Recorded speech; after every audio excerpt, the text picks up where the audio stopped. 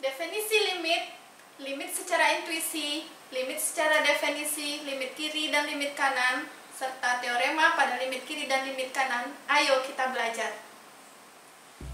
And I've been chilling, watching the ocean with you. Baby up with a slow motion crew. And we up in our clouds when people change, but not us.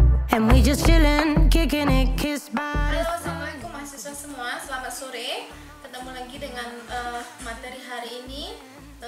Semoga mahasiswa berada dalam keadaan sehat walafiat semuanya. Dan setelah kemarin kita mempelajari fungsi, maka hari ini kita masuk kepada topik baru, yaitu topik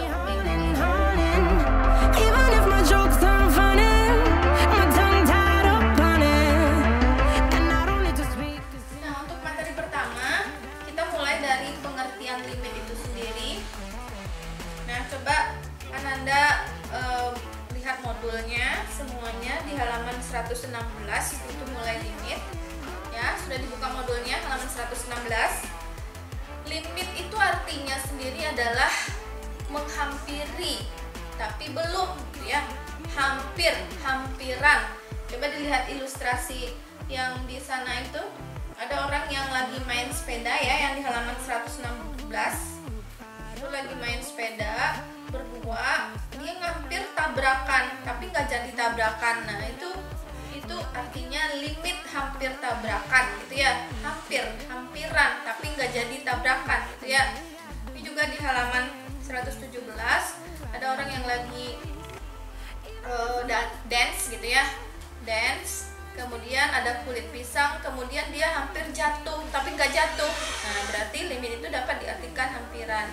Itu juga di halaman 117 ada orang yang lagi mancing ikan, ikannya hampir dapat umpannya dan hampir ketangkep, tapi tidak ketangkap. Nah, itu artinya limit atau hampir. Nah, bagaimana kalau dalam matematika? Coba diperhatikan halaman 118. Ibu coba berikan bentuk fungsi fx. Nah, coba mahasiswa perhatikan semua. Fx, ini fungsi fx ya, sama dengan sin x per x. Bagaimana nilai fx pada saat x sama dengan 0? Nah, bagaimana nilai fx pada saat x sama dengan 0? Tentu kita substitusi kan x sama dengan 0 ke fx. Berarti f0 sama dengan sin 0 per 0. 0 per 0. 0 per 0 bagaimana? Tidak terdefinisi. Itu kalau nilai fungsi x pada saat x sama dengan 0. Nah, sekarang bagaimana limit? Nah, bagaimana? Pertanyaannya adalah limit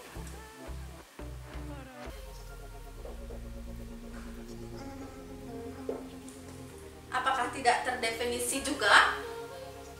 Nah, tentu kita harus bisa menemukan jawabannya. Kalau misalnya dia hanya tidak limit ya, tidak hampiran, tapi fx saja, ketika x sama dengan 0, maka kita substitusikan f0 ke dalam fungsi fx, ternyata hasilnya adalah 0 per 0, artinya tidak terdefinisi. Nah, sekarang bagaimana dengan limit x menuju 0? Bukan x sama dengan 0 ya, bukan fungsi pada saat x sama dengan 0, tapi limit x menuju 0, sin x per x itu apa gitu? Apakah masih tidak terdefinisi atau bagaimana?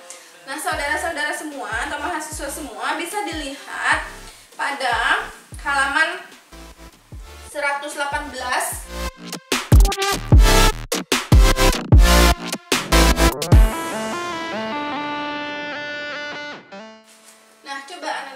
Semua, kalau limit x menuju 0 berarti tidak sama dengan pada saat dia 0 kan, pada saat x sama dengan 0, tapi hampir menuju 0.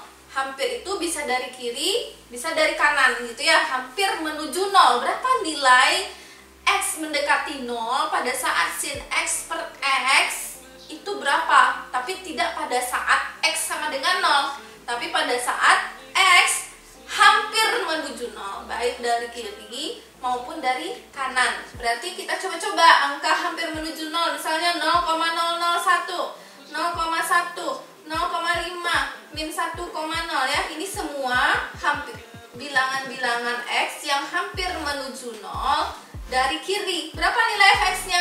Hampir ya, bukan pada saat dia 0 ya. Bukan pada saat dia 0, tapi hampir menuju 0. Ternyata nilainya 0,884, 0,95, 0,9983, 0,999. Kemudian dari kanan, ini adalah angka yang hampir menuju 0 dari kanan. 0,001, 0,01, 0,1, 0,5, hampir menuju 0 tapi tidak pada saat X sama dengan 0. Berapa nilainya? 0,99, 0,998, 0,9983, 0,9985. Artinya nilainya bagaimana? Mendekati berapa nilainya? Ketika kita dekati dari kiri menuju 0, dari kanan menuju 0, nilainya mendekati berapa? Ya, benar sekali. Nilainya mendekati 1. Jadi, limit X menuju 0 sin X per X adalah 1. Jadi, ada nilainya gitu ya. Tapi pada saat X sama dengan 0, dia jadi 0 per 0 dan tidak terdefinisi. Tapi pada saat limit X menuju 0, itu adalah hampir menuju 0 gitu ya, baik dari kiri atau dari kanan. Ternyata dia mendekati 1.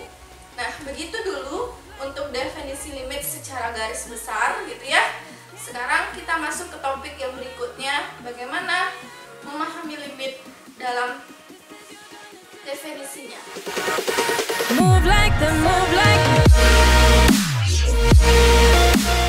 Oke, mahasiswa semua, tadi kita sudah mencobakan secara intuisi ya, secara intuisi kita, bahwa ketika kita masukkan bilangan-bilangan yang dekat ke 0 dari kiri, kita masukkan bilangan-bilangan yang dekat ke 0 dari kanan, ternyata nilai limit sin X per X itu mendekati sebuah bilangan, yaitu adalah 1.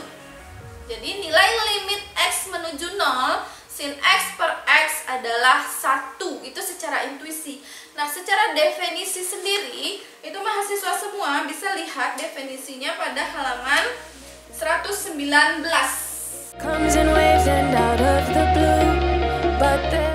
Oke, mahasiswa semua, coba bisa dilihat definisinya di sini, definisi limit. Coba dibaca. Limit X menuju C, menuju sebuah bilangan C, fx sama dengan L, artinya adalah jika X mendekati C, maka fx-nya mendekati L. Coba perhatikan contoh yang tadi. X menuju 0, berarti C-nya adalah 0 ya. X menuju C, C-nya adalah 0. Ini adalah bentuk fx-nya, sin X per X adalah bentuk fx-nya. Kemudian nilai 1 adalah bentuk dari L-nya, kan gitu ya.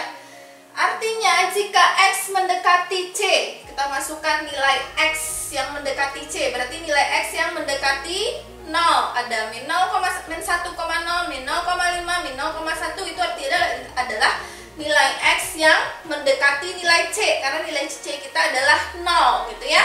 Ini juga nilai X yang mendekati C gitu ya. Ternyata fx-nya mendekati L, maka fx-nya ini kan nilai fx-nya. Nilai fx-nya ketika C-nya min 1,0 mendekati 0 kan, maka fx-nya akan mendekati sebuah bilangan L. Nah, sebuah bilangan L itu adalah 1. Ini nilai fx-nya 0,84, 0,95, 0,99, 0,999, mendekati sebuah bilangan L atau 1. Maka nilainya itu adalah L itu sendiri gitu kan. Maka nilainya itu adalah L itu sendiri. Jadi samalah definisi pendekatan secara intuisi ini dengan definisi ini kesini kan. Jika ada sebuah bilangan X yang banyak itu X mendekati C, mendekati 0 kalau di sini, maka nilai fx-nya, nilai fungsinya itu akan mendekati sebuah bilangan L. Itu adalah 1. Maka itulah definisi limit. Mungkin itu, ini secara intuisi, ini secara definisi ya. Kemudian kita masuk kepada definisi limit kiri dan limit kanan.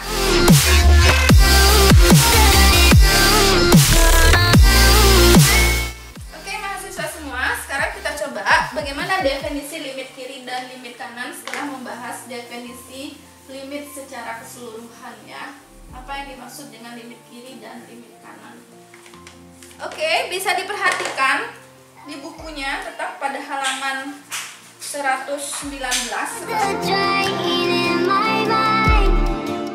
Oke, mahasiswa bisa lihat semuanya. Apa itu definisi limit kiri dan limit kanan? Limit kiri adalah limit dari X menuju C dari kiri. Ini ada tanda minus di atasnya, itu artinya limit nilai X yang kita masukkan ke fungsi f(x) pada saat C-nya kita dekati dari kiri, maka mendapati sebuah nilai L, itu limit kiri.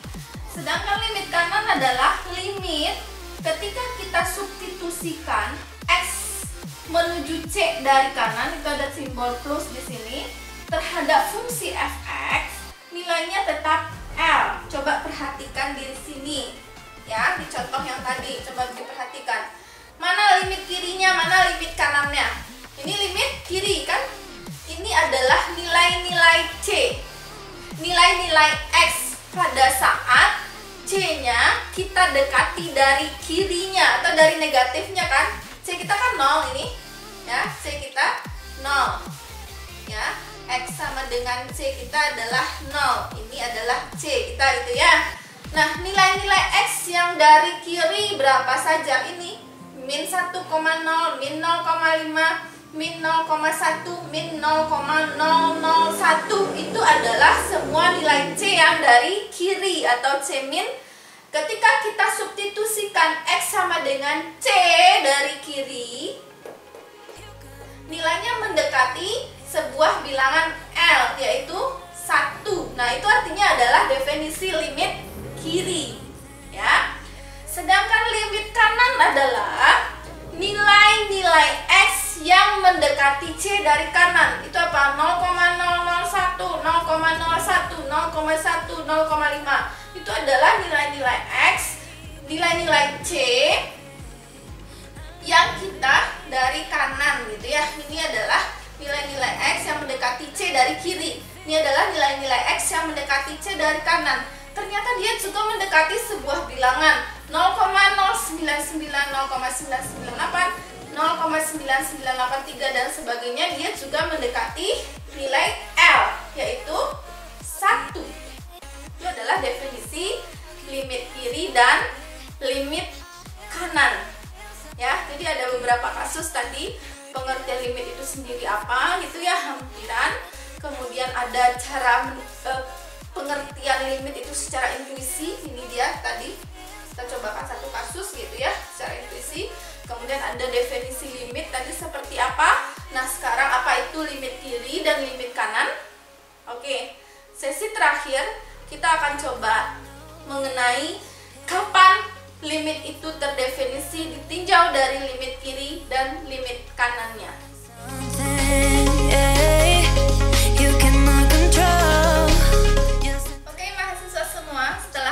Kita memahami tadi apa itu limit kiri dan apa itu limit kanan. Sekarang kita mencoba memahami teorema yang berkaitan dengan limit kiri dan limit kanan itu pada halaman 119 di kotak yang berikutnya. Kan ada 3 kotak di sana ya. Ada definisi limit tadi sudah kita bahas, ada definisi limit kiri dan limit kanan. Sekarang kita memahami teorema yang ketiga itu.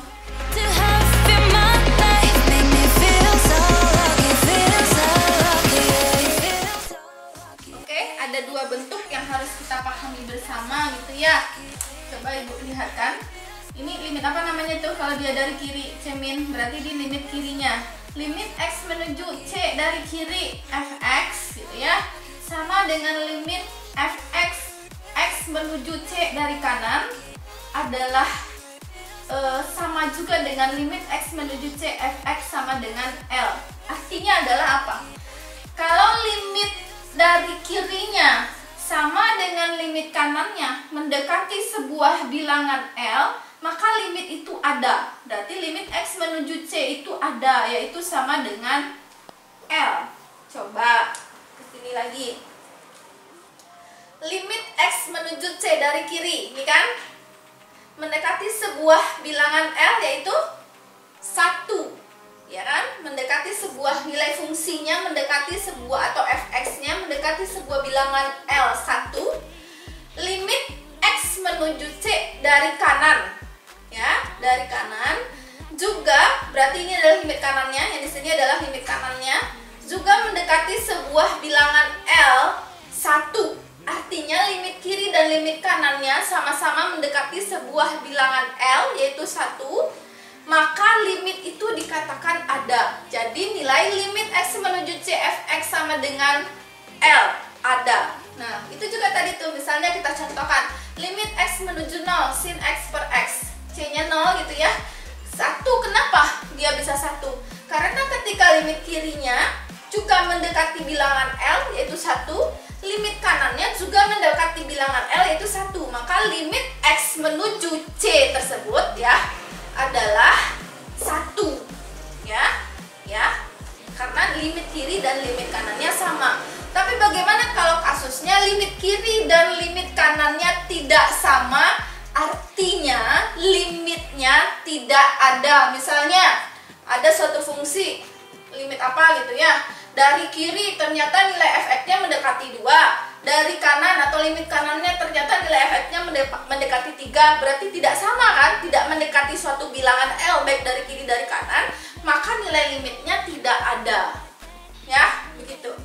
Jadi cuma itu yang kita pahami untuk materi hari ini. Sedangkan pemahaman mendalam tentang limit yang epsilon dan delta di halaman 120 sampai halaman 122, ingat, pengertian kajian mendalam tentang limit halaman 120 dan 122 itu pendalaman materi, tidak kita bahas pada pengertian limit pada kali ini. Kita cuma membahas bagaimana itu limit, kemudian bagaimana cara pendekatan limit secara intuisi, kemudian apa definisi limit, kemudian apa itu limit kiri dan limit kanan, kemudian kapan limit itu terdefinisi, pada saat limit kiri dan limit kanannya sama, yaitu mendekati sebuah bilangan L, maka dia adalah terdefinisi pada limit X menuju C fx sama dengan L. Kapan dia tidak ada definisi? Apabila nilai dari limitnya dari kiri dan dari kanan tidak sama. Untuk pendekatan mendalam kita tinggalkan ya halaman 120 sampai 122. Kita akan masuk kepada contoh soal.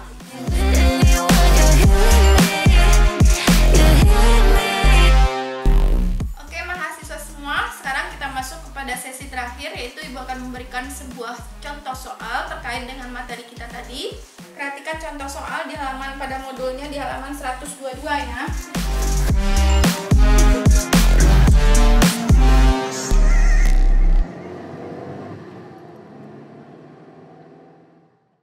Oke mahasiswa semua, perhatikan kasus ini pada gambar latihan. Ini ada gambar grafik gitu ya, pada sebuah diagram kartesius gitu ya. Nah ini ada pertanyaannya, nilai f-3 berapa, nilai f-1 berapa, kemudian apakah limit fx ada, limit x menuju min 1 fx ada atau tidak. Nah untuk yang jawaban yang pertama, bagaimana cara menjawabnya? Nilai f-3 pada grafik, tentu kita cari min 3 ini kan, min 3, ini x nya min 3, berapa nilai y nya? Ya berarti ini ya, berapa nilainya? 1 kan? Ini nilainya 1. Oke, f-3 adalah 1. Kemudian yang B yang ditanya apa lagi? f-1. Mana cari nilai x nya min 1? Ya. Oke, nilai x nya min 1. Berapa nilai fx nya? Tentu nilai y nya ini berapa ini? Kalau di bawah sini 1. Betul.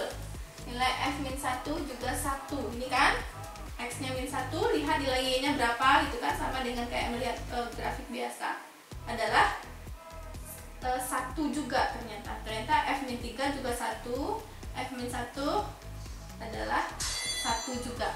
Nah kemudian yang ditanya lagi adalah apakah limit x menuju min 1 fx ada atau tidak ada. Bagaimana cara membuktikannya menurut definisi tadi? Tentu kita periksa apakah limit dari kirinya sama dengan limit dari kanannya atau mendekati bilangan yang sama, ya. Berarti kita coba dulu limit kirinya. Limit kiri atau dari kiri ini berarti apa? Limit X menuju min 1 tapi dari kiri gitu kan. Nah, X menuju min 1 tapi dari kiri. Dari fx apa nilainya gitu kan? Bilangan apa? Coba. Ini kan min 1, ya kan? Coba diperhatikan pada gambar.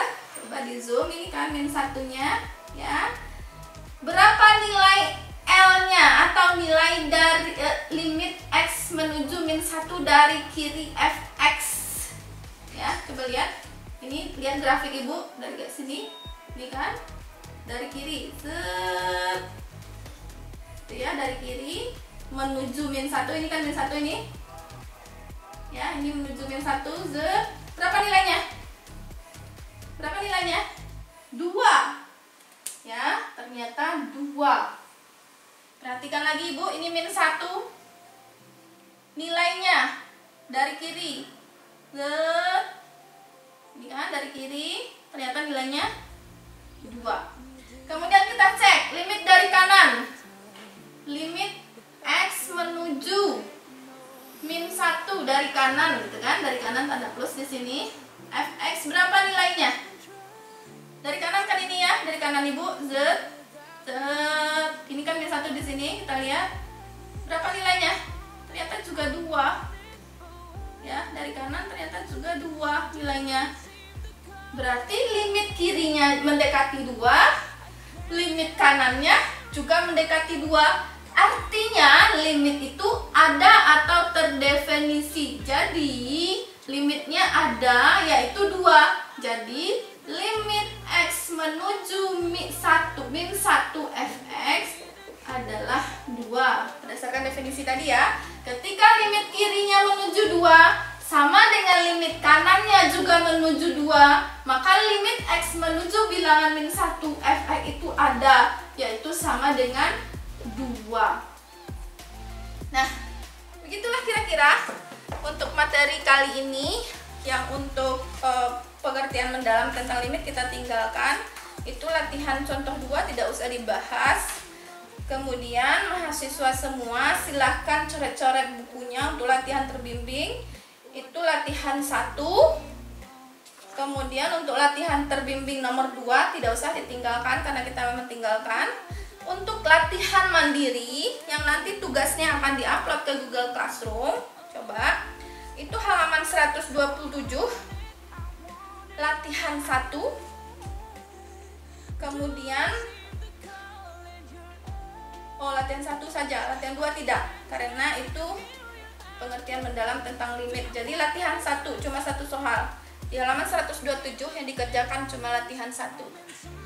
Oke, demikian mahasiswa semua dengan materi hari ini. Semoga mahasiswa semua dapat memahaminya dengan baik dan supaya kita semua tetap semangat walaupun dalam status WFH, dan semoga kita semua dapat melakukan hal-hal yang tetap positif, kerja keras, dan tetap menjaga kesehatan. Terima kasih. Assalamualaikum warahmatullahi wabarakatuh.